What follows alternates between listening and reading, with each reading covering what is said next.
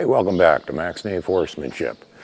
And today I want to talk about, well, this little item right here, which I'm sure most of you know what that is. It's a bit. And, well, we're going to talk about this and the problems that you can run into with one of those things. And I'll tell you a little story about bits. But first I'm going to do a little bit of a rant about YouTube again, because the more I get to know about YouTube, the more confused I am. I haven't figured anything out yet. I told you in a previous video that I was going to try and use a keyword in the title. Well, it turned out that first video that was all of a sudden going crazy, well, it only did it for a couple of days. By day 4, well, on day 4, I think I only got 2 more views on it. So the one that I did with the keyword, the same as that one that I thought was actually the keyword, well, I don't know, I guess maybe that was a waste of time. But then oddly enough, the next video that has no keywords in it at all that I know of, all of a sudden it's doing way better. I don't get it.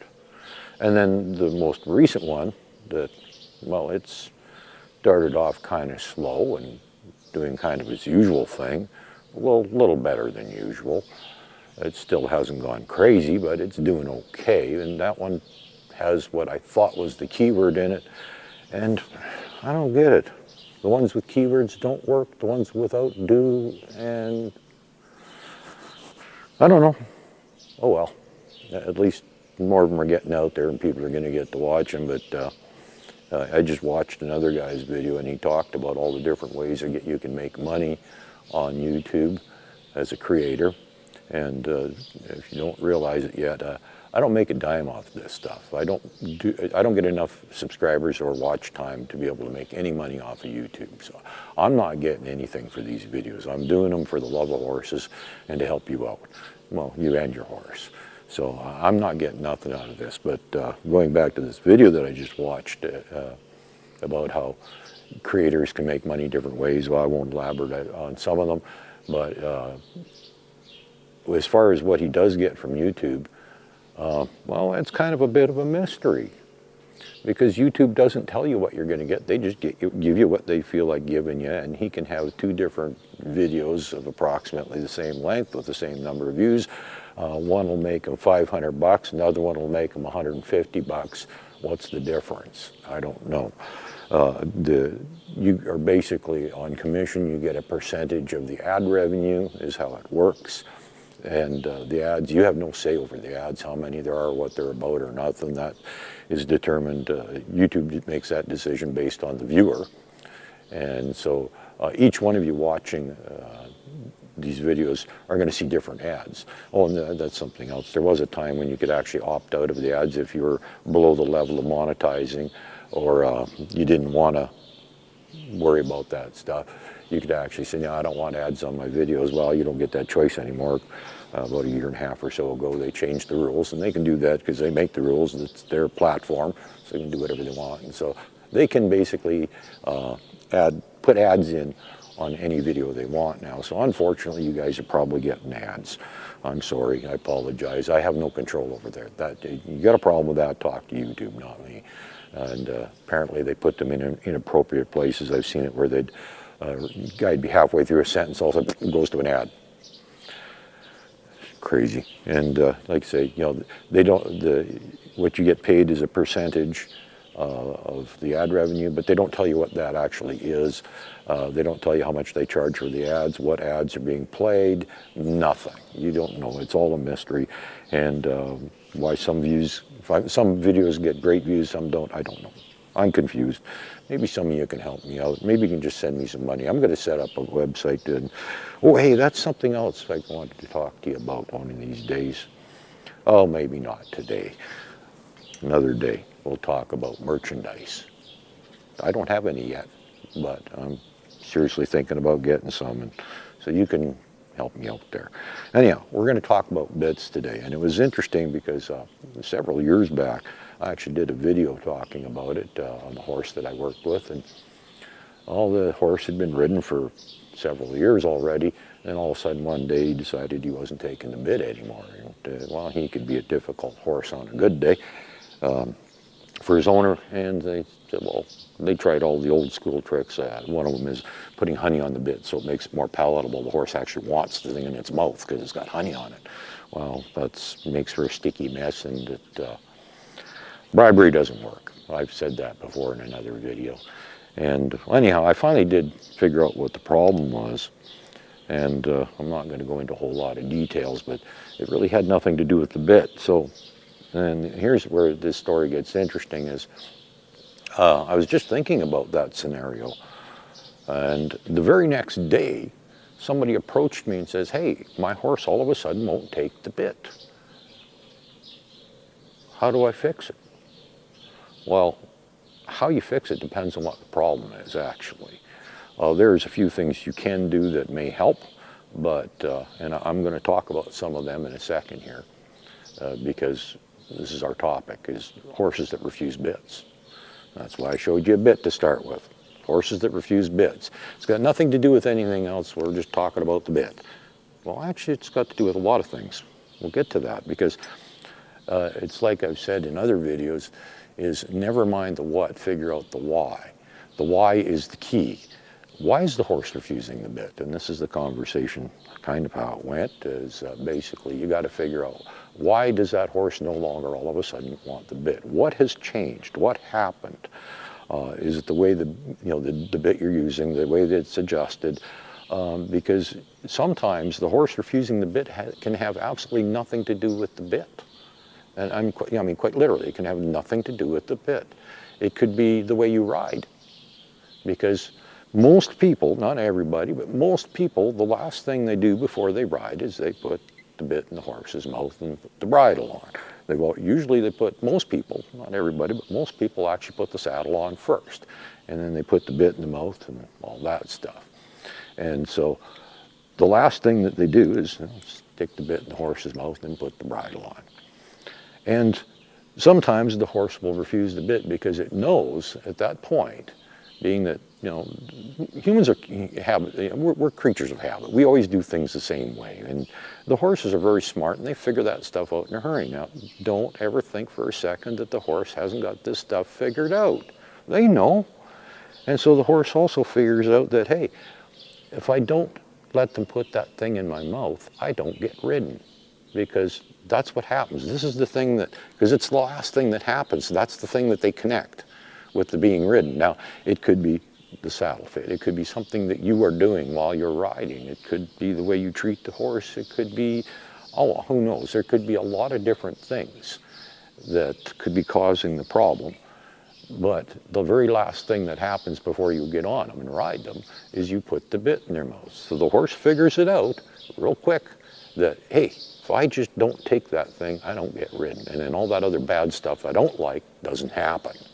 So that's exactly what's happening. So that's why I say you got to figure out the why, not the what. The what is the horse refusing the bit. Well, it could be doing that for many, many reasons. And like I say, a lot of people think that it's all about the bit. The horse is refusing the bit's the problem. It could have absolutely nothing to do with the bit. It's just that the bit is the very last thing that you put in the horse's mouth before you ride it. So they make that connection. Now, I also, not too long ago, I think it was a year or so ago, I did a video about getting a horse to accept the bit. And it was a horse that had never ever had a bit in his mouth. And so, and you're going to actually have to do a lot of that same stuff. And okay, that's why I've got this thing here. The bit and bridle is a little different than what you're used to seeing, I'm sure, for some of you. But at first, just concentrate on the bit. That's all you got to do. And if you're a little more ambitious than me, I was going to take this one apart, but the leather is so darn stiff from age. It's been in the same place for so long that it's not worth the trouble. I'm going to leave it together. But I'm going to just explain to you what we're going to do is the first thing that we're going to do is, never mind the chin strap. Actually, you could probably take that off. That's not leather, so it's not stiff, but you could take that off. You can take the bridle off if your leather isn't all stiff like mine. You can take that off and have just the bit, because that's all what you got to worry about to begin with, is the bit itself. and just lay it in your hand, or depending on how you do things, whatever works best. I find just laying it across my hand and then holding it up against the horse's mouth. And if you're having a problem with your horse, if it doesn't want to take the bit, try doing things in a different order to start with, because that's what I did. Is the first thing I did was, okay, forget about the reins, the bridle, the saddle, all this other stuff that they normally do. All we're going to do is we're just going for the bit. That's it, just the bit. That way we eliminate all the other connections. So don't even bother putting the saddle on, because you're not going to ride the horse today. Well, hope not anyhow. Maybe you will, I don't know.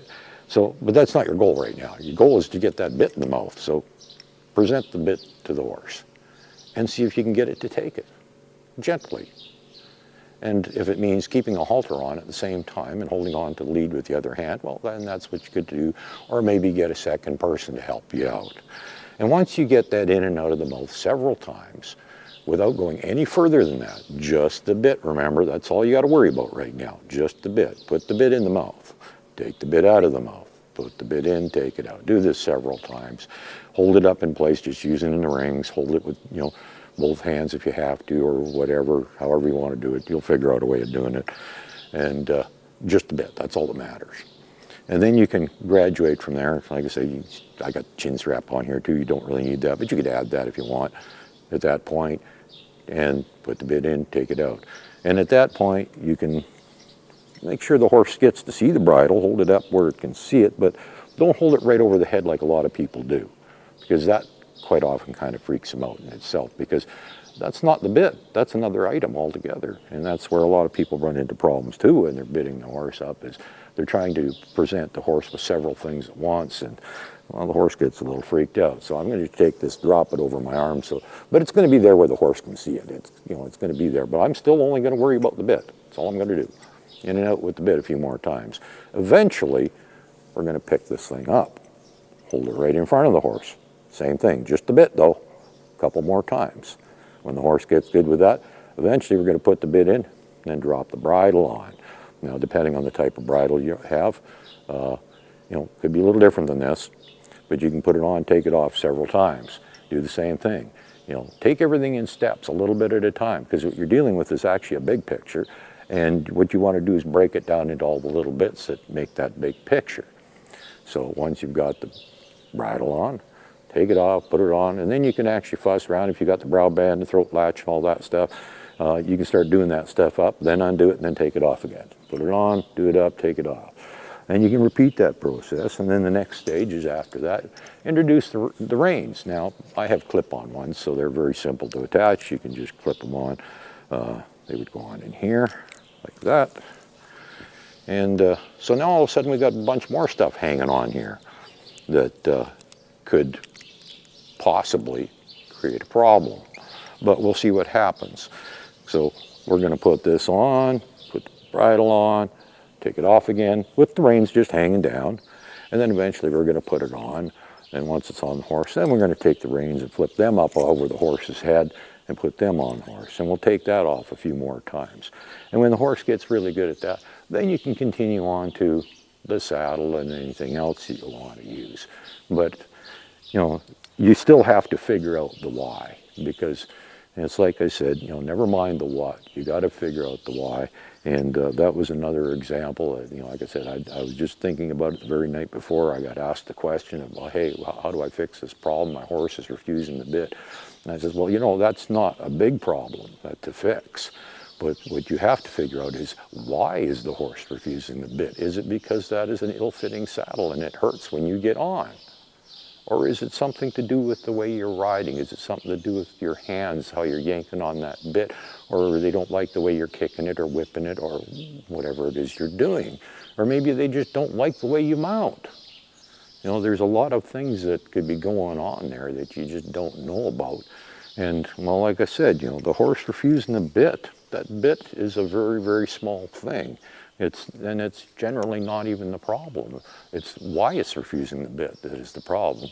On very rare occasions, you might have a horse that's just simply being a jerk and doesn't like the bit you're using or whatever, and is refusing it for that reason. But Well, it's up to you to figure that one out. And, it's, the reasons that horse is refusing the bit, you could have, 10, 20, I don't know how many different reasons.